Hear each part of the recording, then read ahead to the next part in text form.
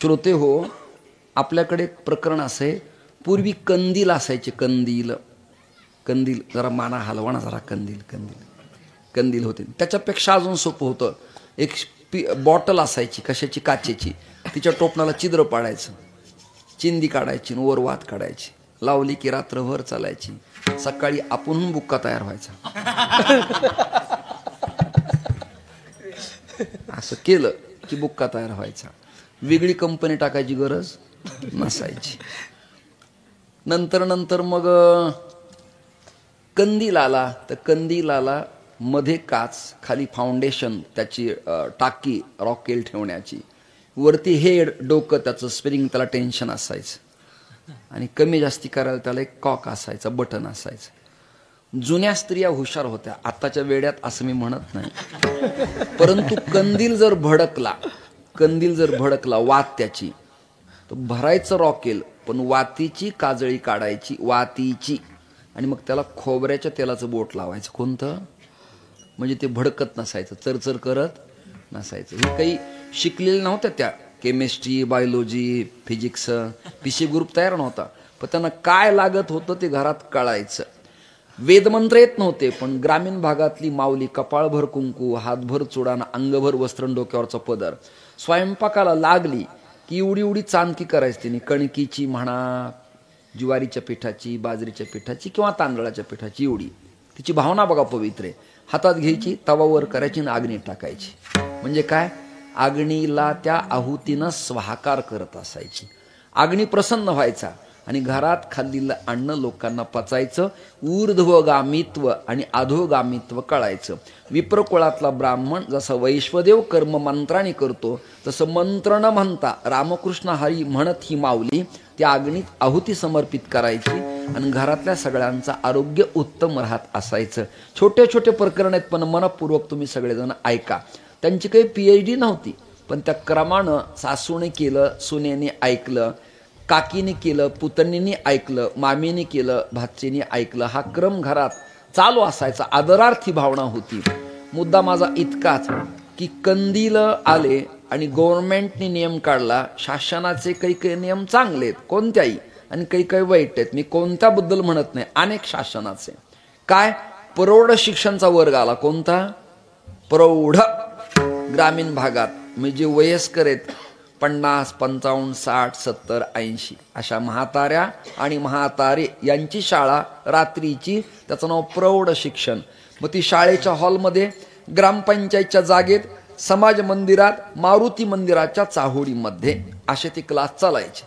मग खेळा ठोकायचा आणि गुंडाळ फळा अडकवायचा. खडूचा बॉक्स, गुंडाळ फळा आणि कंदील. कळलं तुम्हाला? आणि डस्टर नव्हतं पुसायला, कपडा घ्यायचा, ओला करायचा आणि पुसायचं. नीट ऐका बरं का, दृष्टांत कळला तर अभंग कळेल. मग काय झालं, एक दिवस ते सर्वे करायला, इन्स्पेक्शन करायला एक अधिकारी आले की क्लास चलतो का. गावातला BEd झालेला विद्यार्थी, शिक्षक बाकीच्या म्हातारीला शिकवतो का. तेवढ्यात MACBची लाईट गेली. मग आठवण कशी झाली? कंदिलाची. रॉकेल ओतलं, कंदील पेटवला, काच लावली, पण प्रकाशच बाहेर पडेना. ऐकताय ना तुम्ही दृष्टांत? प्रकाश बाहेर पडेना. शिकवायला MEd, DEd, BEd, BPEd. शिकले खूप, पैसे नाहीत, नोकरी नाही, त्यामुळे येड शिकवणारे. ऐकताय ना? आणि मग शिकणारे म्हातारी, त्यांना ग रे गणपतीचा अशा शब्दांच्या मागे अवग्रह तयार व्हायचे. आकार, गायकाला आकार द्यावे लागतात आणि वय झाल्यावर आकार येत असतात आपण होणच. लक्षात आलं का? रे मारुत असं ते म्हणत असायचे. आणि तेवढ्यात तो कंदिलाचा भडका झाला. एवढा भडका झाला की स्फोट व्हायची वेळ आली. आणि मग एक म्हातारी म्हणाली, 9 लाख उंबऱ्यातली, मास्तर तुला कुणी ठेवलं रे नोकरीला, सरकारला काही कळतं का? त्यांनी काच काढला आणि वरून असा पुसायला लागला. तो कळलं तुम्हाला? नाही कळलं? हा काच आहे. फॉर एक्झाम्पल असा घेतला आणि पॅन्टीला त्यांनी असं पुसायला सुरुवात केली. मला सांगा किती वर्ष पॅन्टीच्या कपड्यावरती काच वरून घासल्यावर साफ होईल हो? बोला. काजळी आलेली आहे. आणि साप चाललंय वरून. देह नावाचा कंदील आहे तुमचा आणि माझा. तुमचा आणि माझा कोणता कंदील आहे? देह नावाचा. ऐकताना त्याला हेड आहे, याला हेड आहे. त्याला टेन्शन आहे, याला टेन्शन. नाही कळलं तुम्हाला? रॉकेलची टाकी जशी त्याला आहे तशी आपल्याला इथं. नाही कळलं तुम्हाला? खाली फाउंडेशन आहे, परंतु काजळी आलेली आहे आणि सफाई चालली आहे वरून. आरोग्याचे रक्षण करीतो लाईबॉय.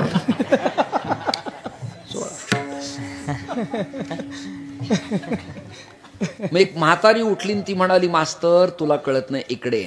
त्या म्हाताऱ्याने आपला पदर घेतला असा. ऐकता का? शांत बसा, शांत बसा. असा पदर घेतला, असा पदर. नीट ऐका. खडू असा चुरगाळला, म्हणजे पेस्ट, त्याचं पीठ केलं, भुगा केला, चूर्ण केलं, पावडर केली. जो शब्द ज्याला आवडेल तो घ्या. कंदिलाच्या काचेमध्ये टाकला, पदर घेतला, असा असा केला. आता दृष्टांत संपला. ज्ञानाला किंमत आहे का अनुभवाला किंमत आहे? बोला तुम्ही. तो डीएड आहे, बीएड आहे, म्हातारी शिकलेली नाही, पण अनुभव मोठा आहे. आपल्या वारकरी संप्रदायात पद आणि पंडितापेक्षा अनुभवजन्य ज्ञानाला विशेष महत्व आहे. आता याला प्रमाण काय? मी अविवेकाची काजळी फेडून विवेक दीप उजळी, योग्या पाहे दिवाळी निरंतर. बर, आता वेदांत तो सोपा आणि सरळ. बर, आवरण आणि विक्षेप नावाचे दोष आहेत. हा दोष निर्माण झालाय आतून आणि साफ करतो आपण वरून. याला प्रमाण काय? याला प्रमाण काय? सगळ्यांच्या पाठातलंय. नाही निर्मळ जीवन झालं मग काय करील साबण.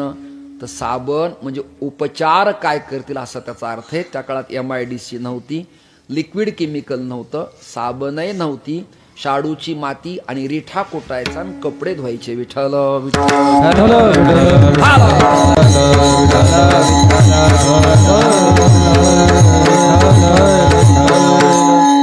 देह चतुष्टयात 4 प्रकरण आहेत. मन, बुद्धी, चित्त आणि अहंकार. आता फाल्गुनात होळी येणार आहे, होळी. बरोबर आहे की नाही? त्या काळात गौऱ्या रचायच्या, लाकडं आणायचे, त्याला अग्नी स्पर्श करायचा, बँड वाजवायचा, हलक्या वाजवायच्या, टाळपखवाज वाजवायचा, आणि पाटलाच्या घरून झेंडा यायचा आणि ब्राह्मणाकडून नैवेद्य यायचा आणि गावातला कुलधर्म कुलाचार नैवेद्य आरती संपन्न व्हायची. अजूनही विदर्भ मराठवाड्याच्या मातीचे प्रकरण आहेत. मग गौऱ्या आणि लाकडाची होळी पेटवायची का नाही? संतांनी सांगितलं देह चतुष्ट्याची रचोनिया होळी. काय काय रचायचं? मन, बुद्धी, चित्त आणि अहंकार हे एकावर एक रचायचे. देह चित्त शुद्धी जर झाली नाही तर परब्रह्म परमात्मा हृदय कमल परागात राहत नाही. आता कठोपनिषदातला मंत्र सांगतो. ज्यांना चांगला ऐकायची सवय नाही त्यांना माझं कीर्तन जड जाईल, पण मंत्र असा आहे. एको वशी सर्वभूतांतरात्मा एकम रूपम बहुधा यक करोति तमात्मस्थम एनु पश्चन्ति धीराः तेषां सुखम शाश्वतम न इतरेषां. हृदयात व्यापक असतील ब्रह्म ज्याला कळतं त्याला सोलीव सुख मिळतं, न अन्य इतरांना ते प्राप्त होत नाही नाही नाही. मग आता काय करावं लागन? देह नावाचं गाव तुम्हाला निर्मळ करावं लागणार आहे.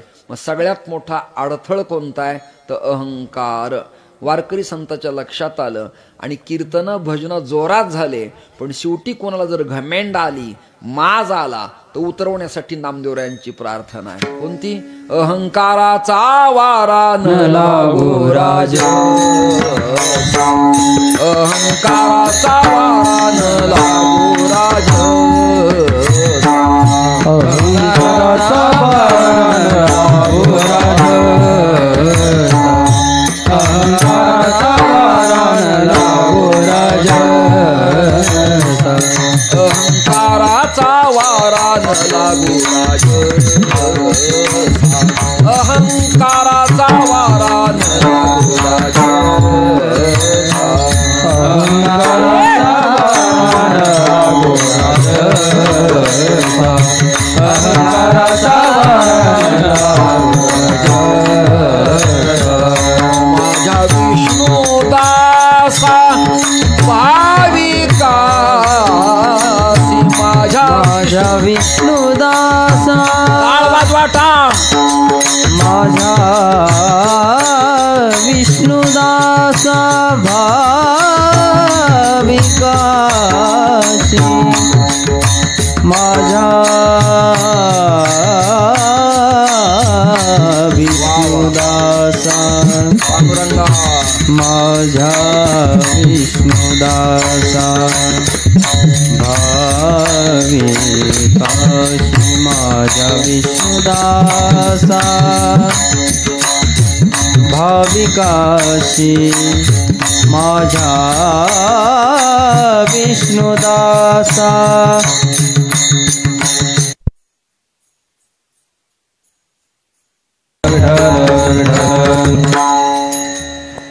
श्रोते हो, अहंकार हा बड्या बड्यांनाच त्रास देतो. सगळ्यात प्रकरण पाठ आहे, सगळ्यांच्या माहितीचं प्रकरण आहे, सगळ्यांच्या प्रकरण पाठातलं आहे.